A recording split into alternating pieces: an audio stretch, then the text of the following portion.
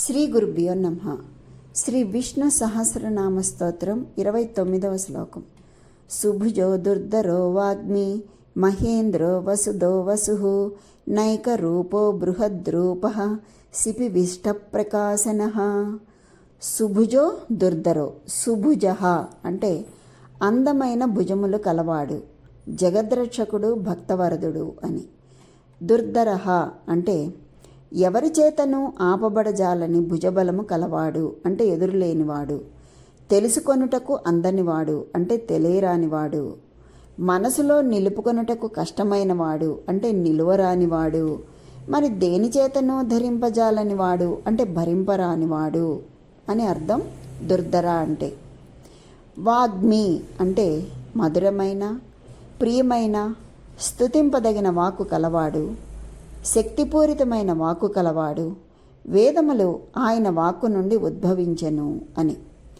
మహేంద్ర అంటే మహత్తరమగు, అనన్యమగు ఐశ్వర్యము కలవాడు, సిరి కలవాడు, ఇంద్రునకును దేవతలకును దేవుడు, అన్ని వెలుగులకు మూలము. వసుధ అంటే సంపదలనిచ్చువాడు, భక్తుల అవసరములకు సకాలములో షడ్గుణ ఐశ్వర్య సంపదలనే ధనమునిచ్చువాడు అని. వసుహు అంటే తాను ఇచ్చు ధనము కూడా తానే అయినవాడు, జ్ఞానులైన వారు కాంక్షించు సంపద వాసుదేవుడే. నైక రూప అంటే అనేక రూపములతో వెలయు విశ్వరూపుడు, ఒక రూపము అని కాక అనేక అవతారములు కలవాడు అని. బృహద్రూప అంటే మహాద్భుతమైన పెద్ద రూపము కలవాడు, వరాహ, నారసింహ, త్రివిక్రమ వంటి బ్రహ్మాండ స్వరూపములు కలవాడు. సిపివిష్ట అంటే కిరణముల స్వరూపమున అంతటా వ్యాపించి ఉన్నవాడు, యజ్ఞ పశువునందు ఆవహించి ఉన్నవాడు అని. ప్రకాశన అంటే తన విశ్వరూపమును దర్శించు భాగ్యము భక్తులకు ప్రసాదించువాడు, సమస్తమును ప్రకాశింపచేయువాడు అని. ఈ శ్లోకంలో మనకి 266వ నామం నుంచి 275వ నామం వరకు వివరించారు.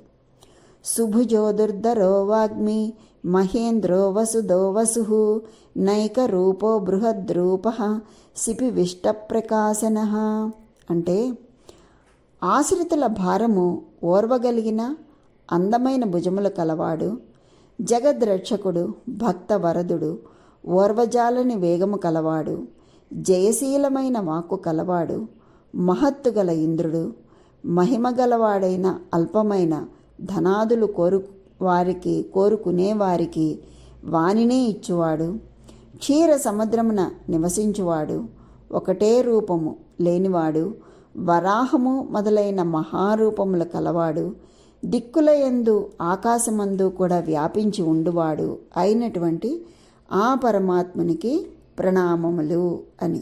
స్వస్తి.